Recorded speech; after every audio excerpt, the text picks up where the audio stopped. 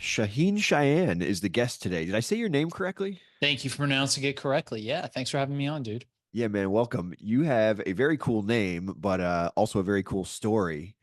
Arguably, is it true that you arguably created the first nootropic?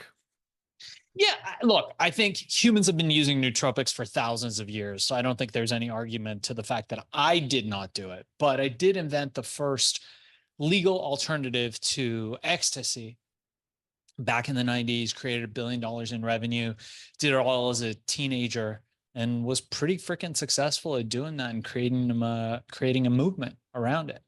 So you did $1 billion in revenue when you were 15. How do you handle that? In my teens, not exactly when I was 15. It's probably a little bit after that, Got but you. very, very poorly, it turns out. Yeah. When you're young and like me, and I dropped out of school and I kind of went out looking for my fame and fortune, got involved in the electronic music scene, saw that the only people that were making money were the drug dealers, realized very quickly that I was really bad at crime and crime should not be a direction that I go in. Looked for an alternative, came up with this thing, and was hugely successful from day one. Now, being a teenager and having access to anything that you want is glorious. I mean, anybody that tells you being rich and young is not fun has not done it. However, at the same time, I was very good at making money and really bad at keeping it, which is where I think Mm. probably some financial education would have helped back then. But Jeff, I think I'm better for it now. Yeah. Okay. What is one of the coolest things you bought back then when you were a teenager and you got all this new money? Oh, dude, people ask me that all the time. I Yeah. bought, you ever see Beverly Hills Cop? Yeah. Yeah, okay. So there's a guy, he's one of my favorite comedians on there, Bronson Pinchot. And Okay. Bronson Pinchot had this crazy house in Malibu, right on what Celebrity Row now, right there in Malibu. And I just walked in and I bought that place cash from him. And it was one of the coolest beach houses in Malibu. You'd go upstairs, and there was this huge balcony overlooking probably one of the most pristine at the time, most exclusive beaches in probably the world. And the whole balcony had no railing. So it was like a runway directly into the ocean and a little stretch of private beach. And then the roof, there was a huge bathtub on the top floor in the bathroom, done Roman style, and the entire roof opened up so you could stare at the stars while you're soaking in this massive multi-person bathtub. Oh my God. Okay, so I had to ask the fun question, but let's back up a little bit now. Thank you for indulging me in the money story. But how does someone, so it's the 90s, you're in the EDM scene. You said you had kind of like run away from home or something, and you get the idea to create this legal drug. How do you go about doing that? And what is the legality around creating a drug? Yeah, so none of that matters. What matters is that I had the intention of doing that. I did Mhm. leave home early, cut ties with everybody, didn't really have any friends left. So I just went off on my own, slept on the beach, slept on couches wherever I could until I figured it out. I basically did it just by pure relentlessness and intuition. I had to stick to my feelings, stick to my gut. And I was talking to somebody about this the other day. And I think what it comes down to is when you've got what Napoleon Hill and Think and Grow Rich calls a burning desire, and you Mhm. have that hunger, people smell it on you. And people did. People sensed that I was young and that I was hungry. And it didn't matter what they said when I asked them for something. If they said yes, great. If they said no, it just went right over my head and I kept asking, or I went around them, or I asked somebody else. And I did that until I got what I wanted. And ultimately, I think that was a great part of my success and why that company grew and made close to $1 billion in revenue at that time, probably a little bit Wow. over. Wow. Yeah. So what exactly did you create? You said it was a like a synthetic ecstasy? Yeah. So, well, you said it. So demonetization is on you. But yeah, so it was an alternative to ecstasy, which was a big party drug at the time. Ecstasy was big in the 1980s. and then it was banned, and then it was unbanned, and then it was banned again sometime in the late 80s, early 90s. So it was fully legal for a long period of time. Oh, And then really? as they banned it, the illicit trade in it started growing. That's what basically propelled it to, mass use of early 90s designer drugs, but that being ecstasy, MDMA being the most popular one. There was a stop in production. Somehow the stop in production on that one drug, and people couldn't get it, but people really wanted it. So it was the music scene, the rave scene, the electronic music scene was just popping. Everybody was going to these underground parties, but there was no supply. So I Mhm. came in, this kid didn't know anything.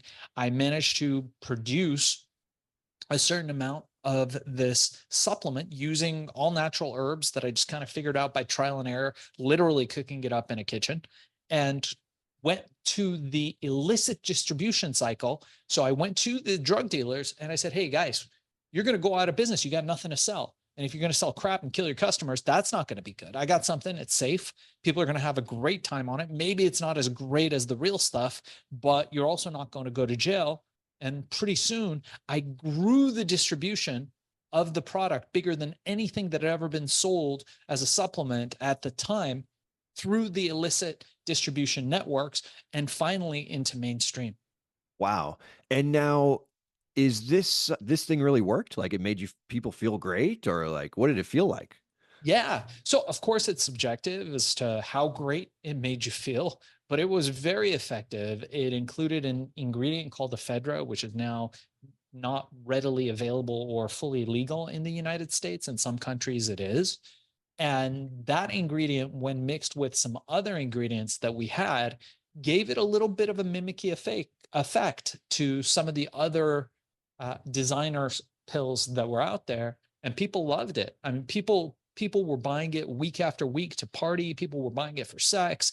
It was a thing. Now, is ephedra, isn't that like a diet pill or something? It was initially marketed as a diet pill. Well, if you go back far enough, ephedras are the oldest plants. And Really? ephedra sinica, the one that everybody uses, originally was came from China, Iraq, all those Asian areas. And it was used for all kinds of reasons. Even back in the caveman days, when they find the cavemen and they find that little pouch around their neck, dudes like thousands of years old, and they open that up, it always has a little bit of tobacco, a little bit of ephedra, and a little bit of other stuff. Now, in the Really? 80s, a company called Herbalife, this guy, Mark Hughes, was a brilliant marketer. He did multi-level marketing, which I'm not a big fan of, but he created this company Herbalife and he popularized it as a weight loss thing because it really works. Because when you take it, you're a little bit buzzed, you're a little bit high, and you're not thinking about eating because it's an appetite suppressant. So it's a little speedy. So we took that ingredient and we modified it using other plants so that people could use it recreationally. And it was fantastic and it was very safe. We never had an incident of anybody ever getting hurt from it. And it was glorious. People really enjoyed it. Did everybody have the same effect as ecstasy? Probably not. But the majority of people had a really great effect. I mean, you don't sell $1 billion worth of something that doesn't work, right? Right, right, right. Yeah. So is it, but it's not available anymore? Did it become illegal, or what's the deal with that? It is not available in the US with those ingredients. Hmm. We did relaunch it, but the formula is not as good as it used to be. So we are working on a relaunch, which will probably happen at the time of the film. So I wrote a book about all this called Billion, How I Became King of the Thrill Pill Cult. It's on Amazon if anybody wants it. There's a great audiobook. It's difficult for me to read anymore these days. So I'm all about audiobooks. Yeah, So I I made an agree. audiobook for everybody else who wants to read. It's called Billion, How I Became King of the Thrill Pill Cult. Check that out. But there's a movie about to be made on it. Paris Hilton's company is producing it, 1110 Productions, and the film's going to be out in the next couple of years. So it'll kind of tell that whole story. That's gonna be like, is that like your whole life story? It's the story of herbal ecstasy. So it's the Yeah. story of just those years when my teen years where I was doing the herbal ecstasy company. And so I'm also super curious about like the process of creating it and the research. Like what kind of so it's the 90s, so you're not exactly like just jumping on Google and looking things up, or maybe I guess maybe you could be, but depending on what section of the 90s it was. But like, what kind of research were you doing? How did you figure out what plants to combine? So people don't understand this, Jeff. This was $1 billion before the internet, before Facebook, before TikTok, before any of these things were a thing, before Google was really there, really functional, and you could use it. I don't know when they launched Google. I mean, I know Bezos launched Amazon in like 94. It was somewhere between 92 and 94. We were Hmm. right there in the beginning of the internet. I came up with it in the way any intelligent person does. Trial and fucking error. Got Yeah. some ingredients, talked to some dudes, mixed the stuff up, and tried it on kids in the neighborhood, teenagers in the neighborhood. We had little mini raves in my girlfriend's garage. People came, they tried it out. If it worked, cool. We would do more of that. If it didn't work, we would do less of that. And then I would just call people up. I'd call people up in the Yelp page. I'd be like, dude, you wrote a book on this. Talk to me. They'd be like, who's this fucking kid? I'd be like, you better talk to me. And sometimes they'd talk to me and sometimes they wouldn't. And if they wouldn't, knock, knock, I'd be there at their door. Hi, remember me? And it Now, worked. did you experiment with a lot of substances yourself around that time? Get ready for this, Jeff. None. Didn't smoke Really? a cigarette, didn't smoke weed, never did E, none of that stuff.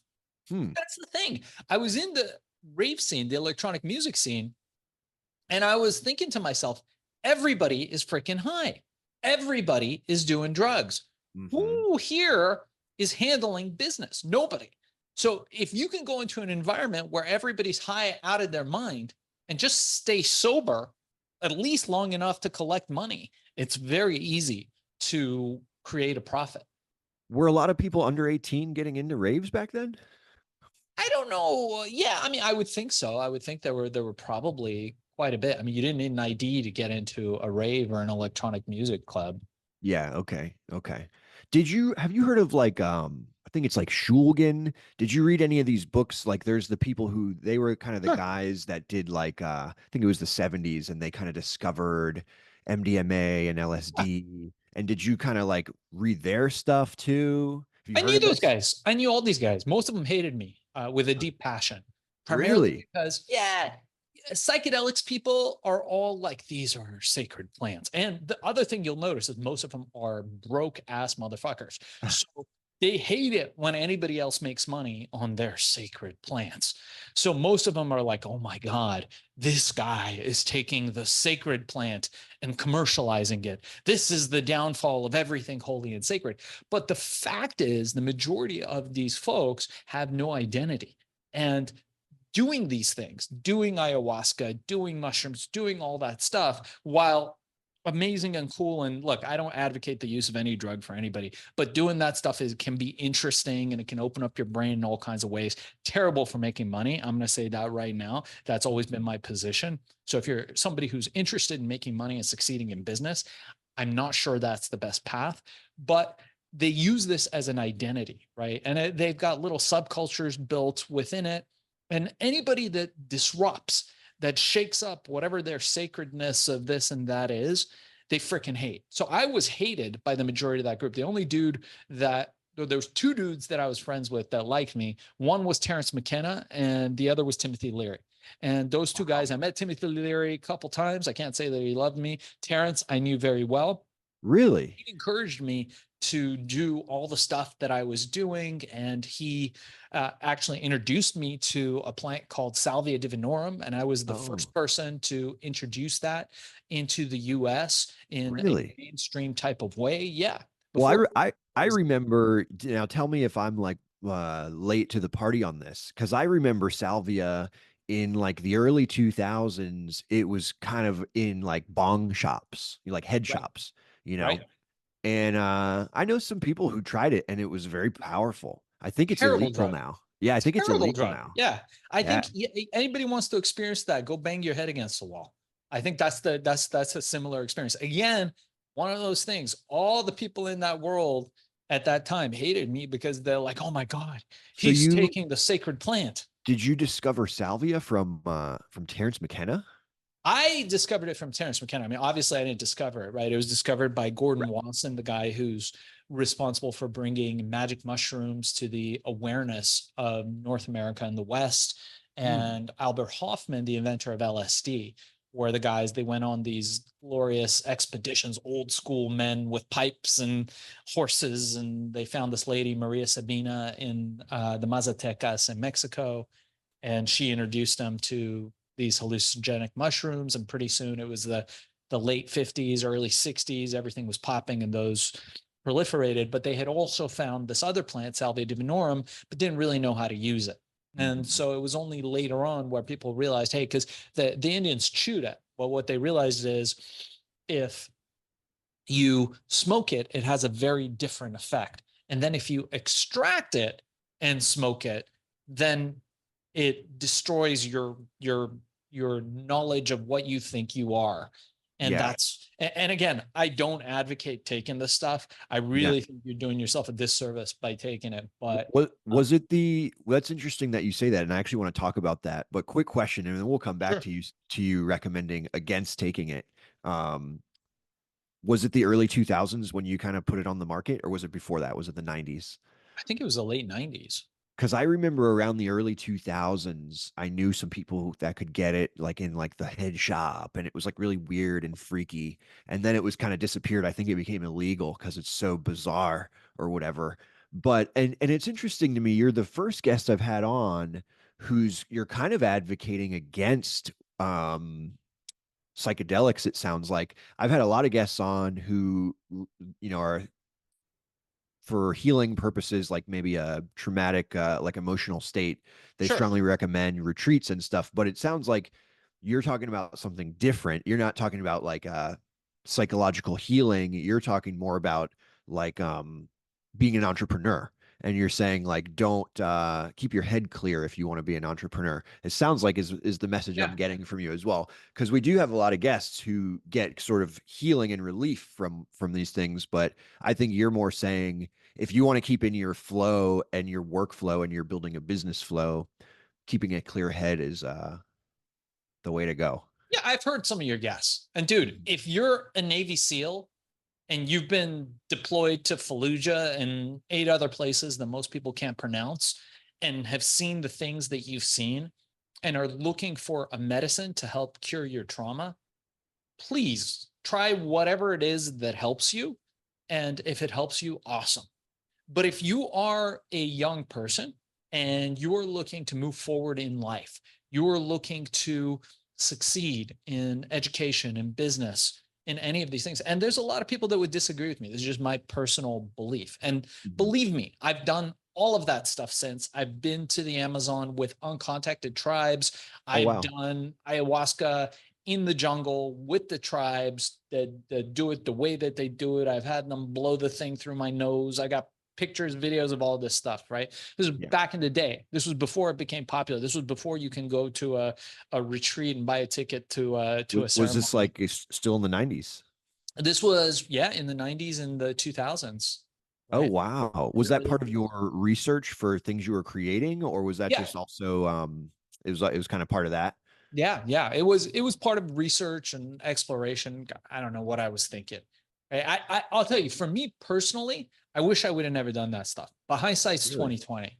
Like Really? looking back, yeah, I'm not sure I'm the right guy to pierce the veil. I'm not sure I'm the right guy to look behind the curtain. Like I'm kind of good, like where Yeah. I'm at. And Yeah. that's the thing. Like, you ever see the movie The Matrix? Hmm. You know, where I think the guy's name is Cypher, right? Cypher sitting there with Agent Smith, and he's enjoying this juicy steak, and the steak is so good. And he's putting his fork in, and he looks at him and he goes, "Dude, I know this isn't real, right? I know this steak isn't real, but oh my god, it tastes so good." Hmm. And the second it's over, he goes back to his life. But maybe it's better for him to have the steak. I don't know if that's my issue, or or if I don't really need to see what's there to see there. And I think, look, if you're a shaman and that's your path and you do that kind of like traumatic healing, or you're a psychiatrist, or any one of those things, I think using that stuff like genuinely as medicine to cure a condition is one thing. If Hmm. you're using it recreationally, it's another thing. Also, no judgment if Hmm. people do that. I'm just saying, if you're somebody who's looking to get ahead in business, in entrepreneurship, in life, in academia, unless that's your topic, I don't think it's a way to get ahead. I think it sets you back. Okay. And this is what you do now, right? Is you do you help people kind of grow their business and their podcast and their passive revenue?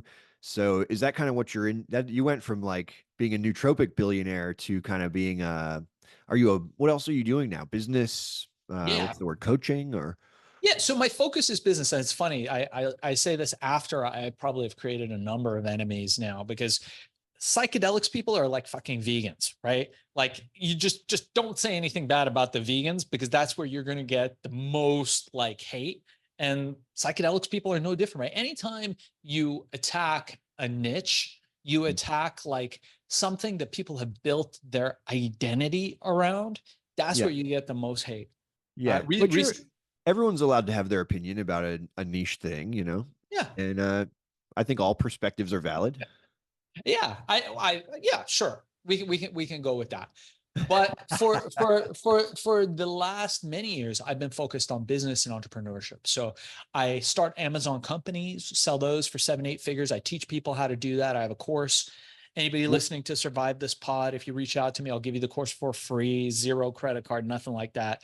I like creating millionaires. So a part of my goal now in life, and has been for the last few years, like, I don't need the money, I have everything that I need, I have for many years, is helping empower other people to become successful, especially young people, but anybody who is looking to not sell their hours. And I have an agency called Podcast Cola, where we get people booked on great shows like this. And yeah, that's been our focus, helping people grow their business through the beauty of podcasting, the power of what you do. yeah, I would take a free Amazon course. So anyone Yeah. listening, I would take it. Yeah. Uh, Email me, guys. It's darkzess at gmail.com. Darkzess, darkzess at gmail.com. Put, can you survive this podcast in the subject heading? And I will send you the course for free for anybody that's interested in getting started on Amazon, learning how to do it. It's easier than you think. And there's still a lot of room to make and money. by the way, we didn't even talk about giving out a free course to anyone. This is, totally surprise to me, but I think I might take it just to I actually tell me, have you made a lot of millionaires and what maybe this is a dumb question, but what exactly is an Amazon business that you grow and then sell? How does that work? Yeah. What's an So Amazon business? let me answer it by this. So a lot of people are looking for something to do, right? So in life, you can either sell your hours, right? Drive the bus, work at the bank, whatever it is that you do. Hmm. Or you can have a product or a service. Very basic, very easy. Now, if you're going to have a product or a service, you can open up a shop. We'll take it all the way there, right? You want to open up a coffee shop? What do you need? Can you open up a coffee shop with 50 grand? Maybe it's not going to be very good, right? Maybe 200 grand. Maybe you buy a franchise of something, two, 300,000, 400,000. What are the chances of you becoming rich by doing that? Very low. Amazon, what Bezos did, the beauty of what he did, and a lot of people poo poo on Bezos. I'm a huge fanboy of Bezos. I think he's one of the most incredible people, because he's getting rich, or has gotten rich by making other people rich. And what Bezos did is he opened up the Amazon platform. It wasn't always open for third party sellers, but to anybody to sell anything on there, which is one of the reasons why is so amazing. So now, for 10 grand or less, and I think anybody with the desire can go out there, drive freaking Uber, do TaskRabbit, whatever, get 10K that you can burn, and put that into starting an Amazon business. What's the ceiling on that? None. What's the risk? 10K. You're using leverage. You're using what my old teacher called 2 ounces of leverage to get 2 million pounds of result on the other end. And so that happens every day with Amazon. You can start an Amazon company with very little money and grow it to be something very big. And you can create it so that it's run almost completely hands off. Interesting. Well, I might just email you, Mr. Dark Zess. and Yeah, do that. take up my little free course and see how I can grow a 7 or 8 figure Amazon side hustle. Um, who wants to sell their hours, man? In 2024, like who wants to have a boss, right? Most people don't even want to work. So not wanting to work and not wanting to have a boss leaves you in a little bit of a predicament, I think. Yeah, for sure, for sure. So, Hack and Grow Rich, is that your podcast or your book or both? So I used to host a podcast called Hack and Grow Rich. Okay. Now it's called Business Story of the Week. And I no longer host it regularly. I only do special shows with special high profile guests. And that's called Business Story of the Week. And anybody can check it out. It's on Apple, Stitcher, Spotify, wherever podcasts are found. Josh Laurie hosts it, and also co-host Bart Baggett hosts it. So it's a great show if people want to check out just a business show. Yeah. Got you. And Hack and Grow Rich, where is that like biohacking or? No, Hack and Grow Rich was basically what Business Story of the Week turned out to be. And it's just telling people cool stories about how they hack the traditional paths to making money. So it was about unconventional ways of making money, basically. Got you. Got you. Yeah, Interesting, my friend. Well, what else do we have? What else do we have on my list? Sorry, I have all my notes here. that's okay. Um, so okay, I got another funny story here. Tell me if this is true. Your business was once promised to the Yakuza. Yeah, so people will read about that in my book, Billion, How I Became King of the Thropo Cult. And there was a period of time where we were just making, I mean, we were printing money, right? We were making the pills for about 25 cents. We were selling them for between 20 to $30 cash business, which obviously was very interesting to a lot of the elements in the underworld. And we were huge in Japan. You hear people say, I'm big in Japan, and we were big in Japan. And we got a call where I was being flown out to Japan, and a big misunderstanding ensued where I thought they just wanted distribution, because in a lot of Asian countries, when you're doing business in that country, you by default are doing business with some of the criminal element, even if you don't have direct contact with them.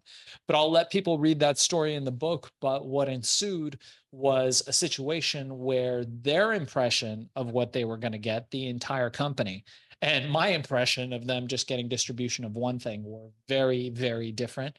And we had to do some tricky negotiations to get out of there. So people can definitely read about that in there. Wow. Okay. And yeah, the becoming a billionaire or selling a billion in revenue when you're a teenager, that's kind of wild, man. And so did the government eventually make your product illegal? Like what's the deal with that? Why did the product go away?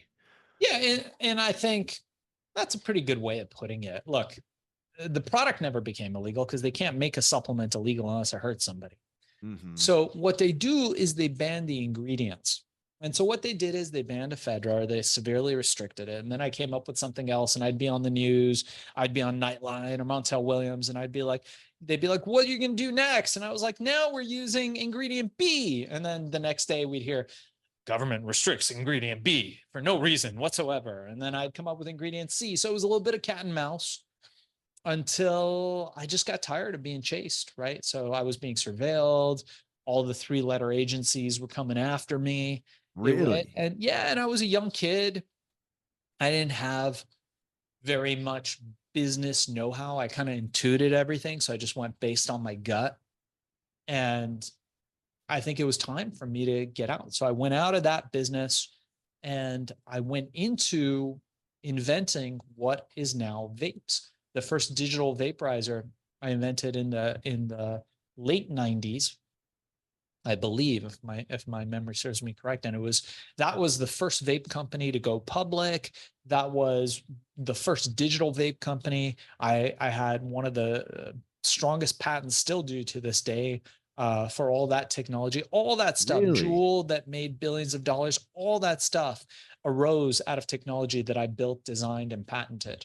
How did you come up with vaping in the 90s? Well, I realized that people have been smoking for thousands of years. Hmm. It's something that people have done for a very long time. but there were really no alternatives. So I thought, hey, what if you could heat something up just to the point where it releases its active elements, but not to the point where it burns it? And that's what I did. I started out with a device that was the size of a baseball bat, and then a ketchup bottle, and then a cigar. And right when I sold the company, it was just getting to the point where it was the size of those cigarettes.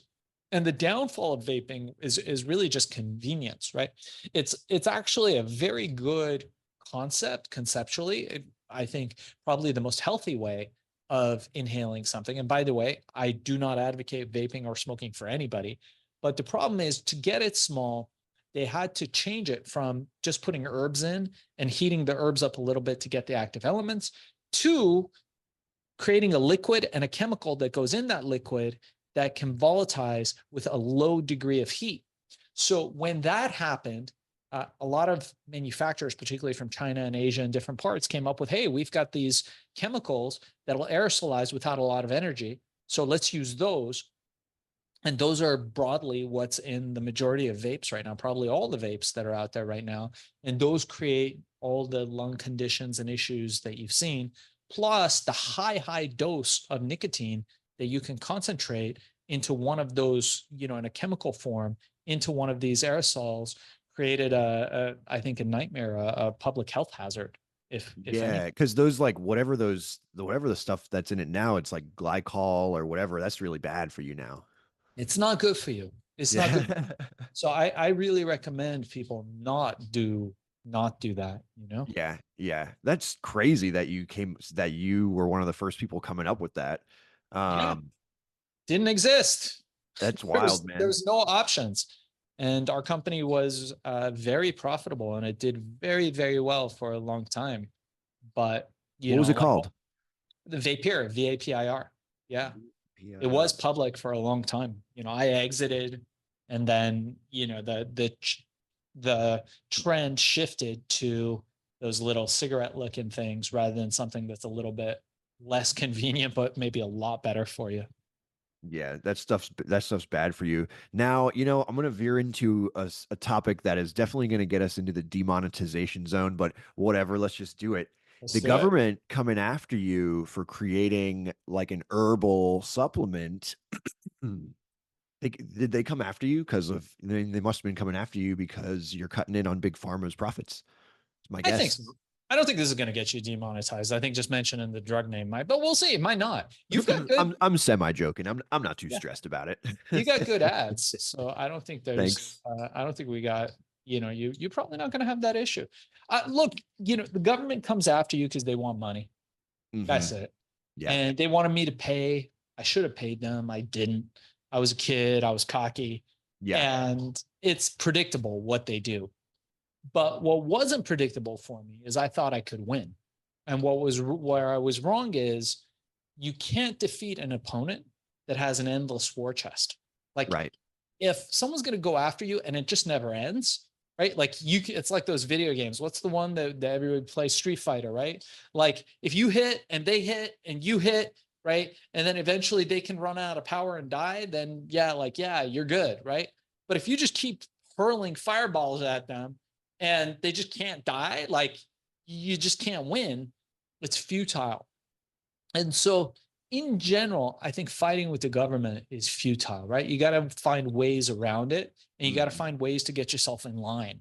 And that's what I learned from that whole process, right? Because they're going to come after you. And I had attorneys on staff. I had major law firms that I hired. I mean, we talked to people in Congress and Senate, and some people were on our side, and the majority of them weren't.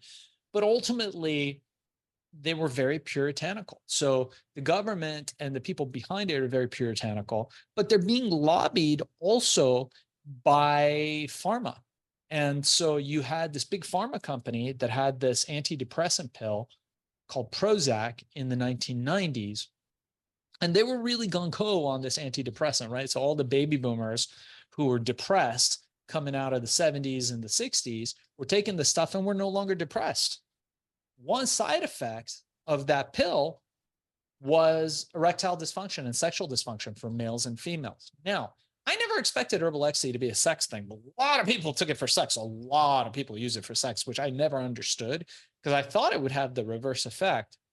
Now, right about that time, these guys have a solution that they've been working on for a while to this erectile dysfunction thing, is a little blue pill. Remember, that didn't exist until the 90s, until the late 90s. But here's their problem: a little Iranian kid with a company that's done $1 billion in revenue, who's got no government regulation like they do, no clinical trials, no, boards, no shareholders, none of that stuff. So we were a threat. So they lobbied the government to really come down hard and take us off the market. And ultimately they succeeded. Oh, Not without wow. us making a lot of money and having a lot of fun, but they won. Wow. So, wow, they did take you down, but you made a lot of money. And then is that really how the company ended up going away? Or that is that the Yeah. end of that part of the story? Yeah, I think it kind of fizzled out. I mean, it was still being sold for a long time. I mean, we produced a lot of pills, so that inventory was around for years and years and years.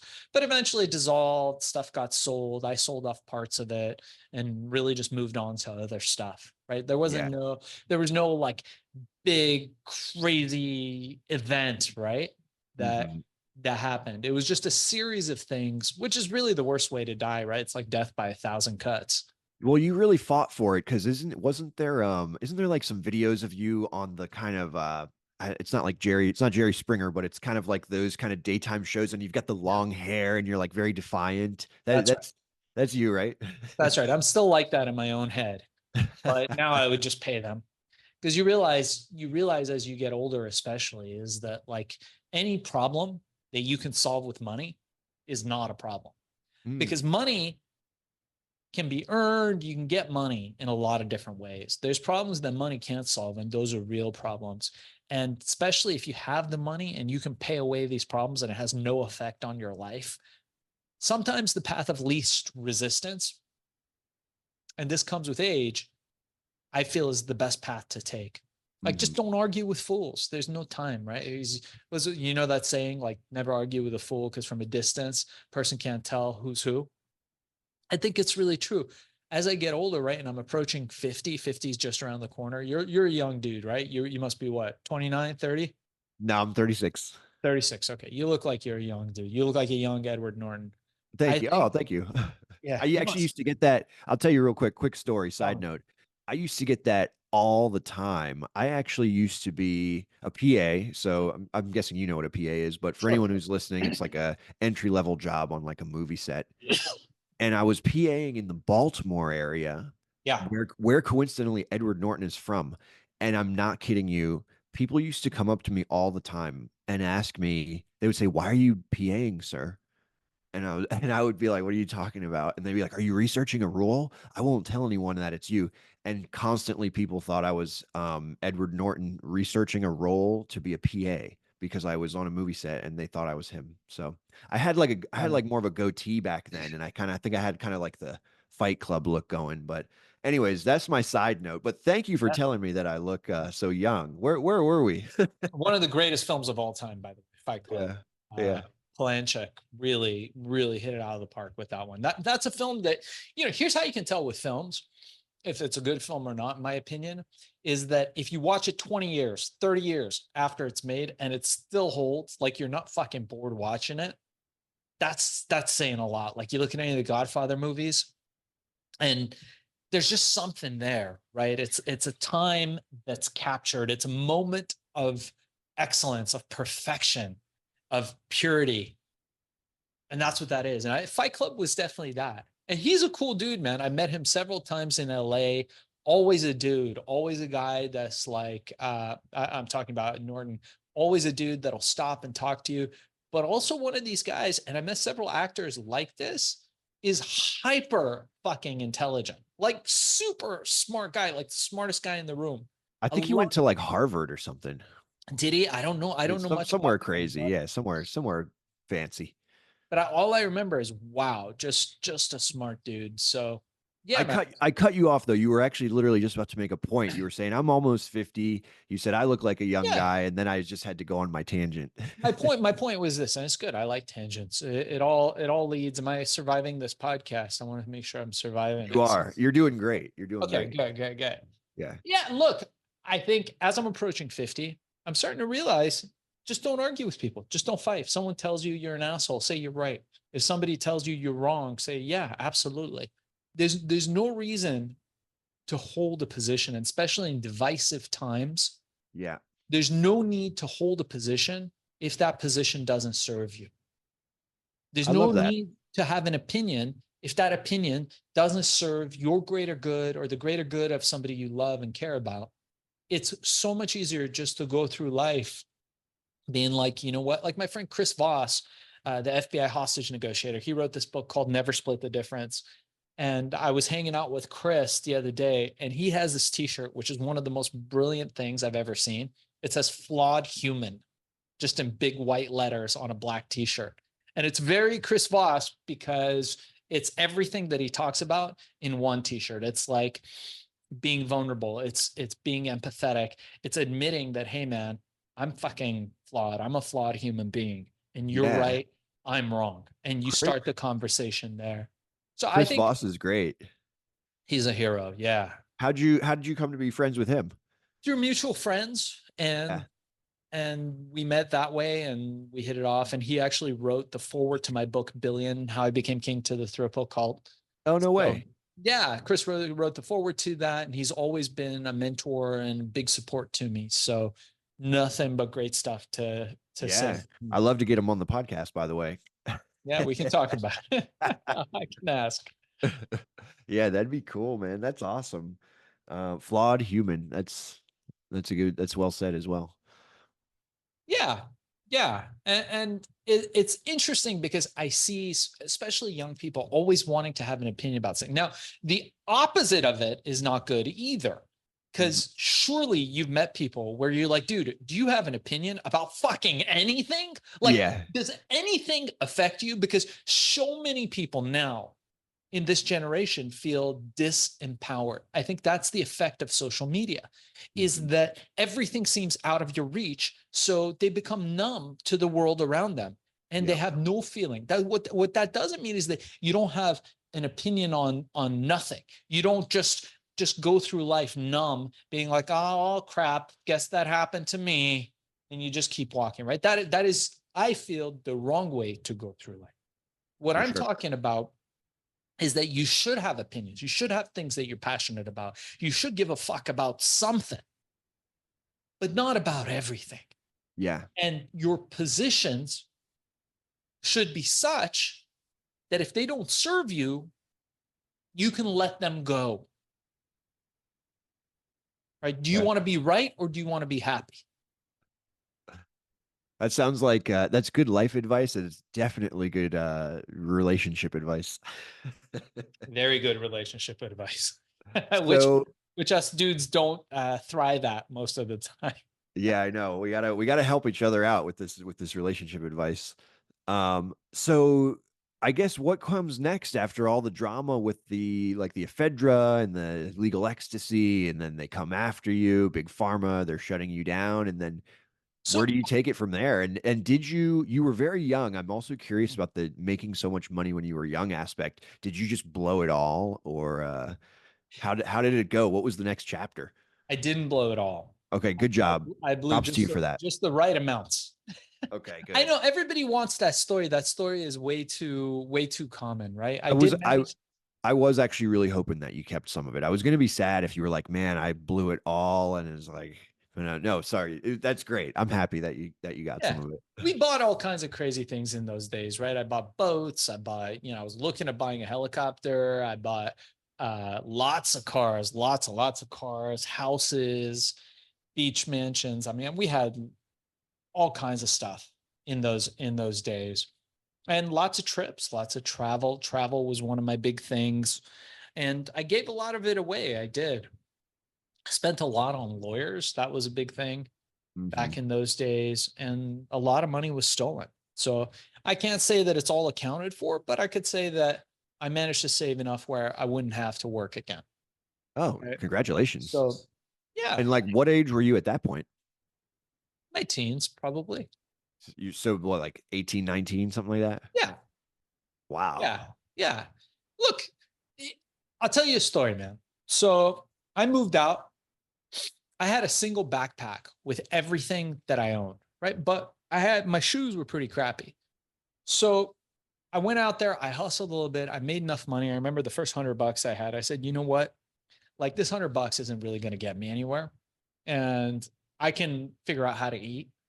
But the one thing I need is a good pair of shoes. So I went and I bought a new pair of shoes, took the shoelaces, tied it to the backpack, right? And I didn't wear them because my shoes were fine. The ones that I had, they just weren't, in pristine condition. I said, hey, if everything goes bad and I lose everything that I have, at least I got a good pair of shoes. So I can at least walk around and figure out what my next move is. That's the mentality that I came from. I had that backpack. And I remember when I made my first million, I remember the day I looked under what was a makeshift desk in my office in Venice Beach, and that backpack was still there. And when my bank account hit 10 million, that backpack was still there with those shoes tied to it. Because that was my mentality. My mentality was that look, I earned this all from nothing. And it's okay. If I ever go back to that, I can always make it back. And this is what I came from. So I had it as a memory of where I came from and how I did it. And I had that, when I was well into my millions, like driving a Ferrari and living in the beach house, I still had that backpack. Since got rid of it. Nice. But Nice. I think once you have that confidence, that self-knowledge of what you're capable of, that becomes your true asset. I look at these billionaire guys like Mark Cuban. I look at guys like Elon Musk and Jeff Bezos, and there is no doubt in my mind that if you took away everything that they had, that given enough time, a year, 2 years, 3 years, they'd be right back to where they are now. They can make it back. They And can make it back.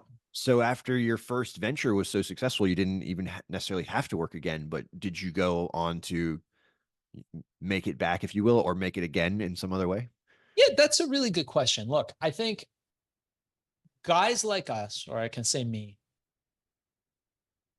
there's no retirement plan for us. What I do not for money. Money's great. Money's essential. Money helps you buy experiences. It makes life easier. Anybody that tells you, "Oh, money's not that important," is bullshit. They don't have any. Money just makes it's lubrication through the gears of the machine, right? The machine can't run without the oil. But it's not my main motivation for what I do. My main motivation is to do cool shit with cool people and to make an impact. It's what Steve Jobs called putting a dent in the universe. Hmm. That's the point of all of it for me. And that's always been my focus. And what I've learned is as I meet other people that have created great wealth and great impact in the world, that's their point too. Like I've never met anybody who just chases money for money's sake, who's been successful at it. And you could see this in the world around us. Look at Warren Buffett, right? That dude, like you're like, fuck, man, he's having lunch with Bill Gates. And where are they having lunch? Dude, they're having lunch at McDonald's. And what do they drink? They're drinking Coca-Cola and like shit food, which I don't understand, was probably why they're so the fuck out of shape. But the point is, they're not chasing money. They're chasing a dream. Like you look at this guy, Warren Buffett, and you're like, man, how's he live? He lives in a normal house. Like the house, it's not a baller house, right? And Mhm. he doesn't have a baller car. And like that's his life. That's the life he's living. There's no Lambos or girls in jacuzzis or doing like that crazy stuff. That's Yeah. the life that he's living because he's not chasing money. You look at the old photos. Now Bezos is enjoying his wealth. But you look at the old photos, even when he was at first a billionaire, he was still driving that shitty Honda. There's that video. You look at Zuckerberg, right? These guys, money isn't the core objective of what they do.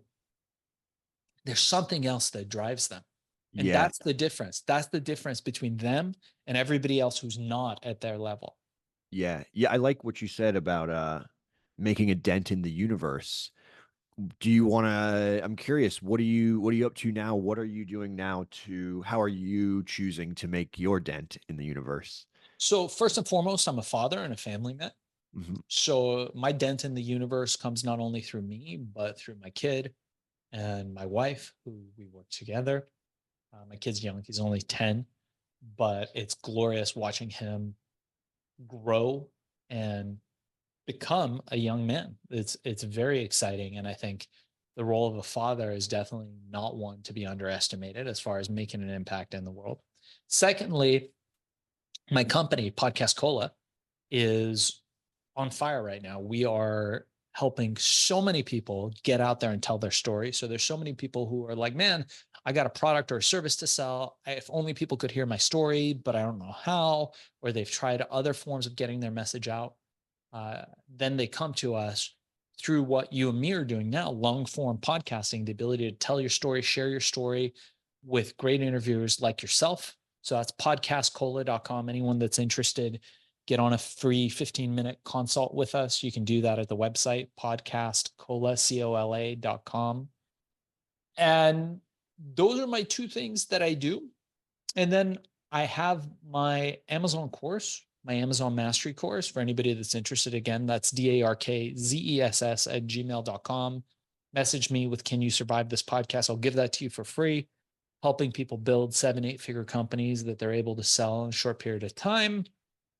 And I do consulting where we take brands and products and help accelerate them on the Amazon platform. And that's it, man. Between that and telling my story to hopefully inspire people like yourself and people in all different generations, that's what I'm doing. I love it, man. I hope to see the movie of Billion. It's Billion How I Became the King of the Kill Cult. Sorry. The Thrill Pill Cult Boom. is the book, and that should be a movie within the next year or so. Yeah, in the next couple of years, it takes a long time to make a film, and we're Yeah, coming out of the writer's strike and the actor's strike and every other strike that we have here in LA. Are you in LA? I am. Yeah, I'm over here in Echo Park. Okay, there you go. So you know about all our strikes, Jeff. Yeah, So are you in LA too? I'm in LA, Venice Beach. Cool. At the moment, I travel a lot. So we just came back from 2 months in Europe. We're talking about not selling your hours. That's something that me and my family decided a while back, that we spend 3 to 6 months out of the year abroad, maybe more. And we work from wherever we're at. So I'm doing great podcast interviews, helping people from all over the world. And it was great. We were on a yacht in a little place off Spain, and Beautiful. we were on the yacht working, going, man, we did it. We're living the life. It's Yeah, it's important to take a minute to stop and like recognize, acknowledge your successes, because sometimes as entrepreneurs we have a tendency to like go through it and we just do it, and okay, I sold this company, I did this thing, and you just continue doing it like it doesn't stop because you're so excited about what you do, you love what you do. But I feel like every once in a while, it's really good to get perspective and stop. And when we travel, that's what we do. So hmm, now we travel something like 2 to 6 months out of the year, definitely more than 2 months out of the year. We just nice. work from where we're at. It's great for my kid, learns different languages, sees Yes, different cultures, tries different foods. And for us, we're like, wow, you can really have this digital nomadic lifestyle and be just as successful. And then wherever we come back to, home is always here. I love that, and I love the idea of not selling your hours. For anyone listening who's super curious about not selling your hours, can you kind of like explain a little bit like what that means and kind of what are some things people can do Yeah, sure. to do that? Yeah, like I really believe that I think your financial life in general is like a table. You got four legs. Four legs, really solid table. That's good. Three legs, I don't know. It's starting to not be a table, but maybe it could still stand, right? Two legs, you're kind of fucked. And one leg, that's not a table. You're a tripod, dude, or a unipod, whatever that is. So okay. Yeah. So how do you make sure you got four legs on your table that you're stable, right? So the first thing is you got to have some form of ongoing income that pays your bills. Your expenses should be paid. Right. So some people might have to sell their hours for some time having a job. Maybe not. Maybe they figure out a little a shtick, but it's still work. So you can do TaskRabbit, you can do Uber, you can do whatever it is. You can work for yourself, is what I mean. You don't have to be employed by somebody, but it's still selling your hours, right? So Yeah. that can be one of your legs until you get enough money in the bank where you don't need that and you can replace it with that. The second thing that I think everybody needs to do is you need to have some money in real estate. There's lots of ways to get involved in real estate, even if you don't have a ton of money, because you got to climb the real estate ladder in this country. More millionaires are created through real estate than almost anything else. Number three, you need to have some money in the market. So just experimenting. I don't recommend having anything crazy, but again, you have multiple buckets, short term, long term, medium term. You put the majority of it in boring stuff, mutual funds or uh, index funds, those kinds of things, and let somebody else handle it because you can't beat the market. And a few things in riskier things, but nothing that can ever break the bank. And finally, e-commerce. Like I said, Amazon is the quickest path to wealth that I know of. And Really? yeah, having money in businesses, in e-commerce businesses, I think is really one of the fundamentals that everybody should have. Everybody should have 1 to 3 e-commerce companies that they work on but not in, and let those companies grow and generate revenue for you. I mean, I've got students that have single products that are making 150,000 dollars a month just from one product. And imagine there's companies that have 10, 20, like we had over 100 products in our company. Not all of them doing that much, but we've got tons of Amazon products that do tens of thousands of dollars a month every single month with very little work. Amazon picks, pack, and ships. Amazon handles the customer service. Amazon handles the returns. Amazon does all the advertising work. You have to pay for it, but they do all the marketing and advertising for the product, bring the eyeballs. And so you just have to produce it, discover what works, and sell it on Amazon. Wow. You're the first person that I've heard say, like, to have an e-commerce, specifically Amazon business as part of your kind of diversification business strategy. Yeah. And and you're teaching people to do this with you mentioned that the listeners can get this course for free. You're teaching people to potentially make $100,000 a month, potentially. Yeah, look, I mean, not everybody's going to make $100,000. Some people are going to do significantly less. Some people are going to do significantly more. It just depends on what you put in and how you work it. But it's not something so super unusual to be making 100 grand or more a month on Amazon. It's something that's more common than you would think. Really? I want to investigate this. I will be emailing you at darkzess@gmail.com. Yeah, please do. Um, yeah, I mean, I think we're getting close to the end of the episode, but is there anything else that you want to share with the world, or otherwise, where should they find you? Yeah. So again, the book, anybody that's interested, it's Billion, How I Became King of the Thrill Pill Cult. It's available on Amazon. So go on there. My name is Shaahin.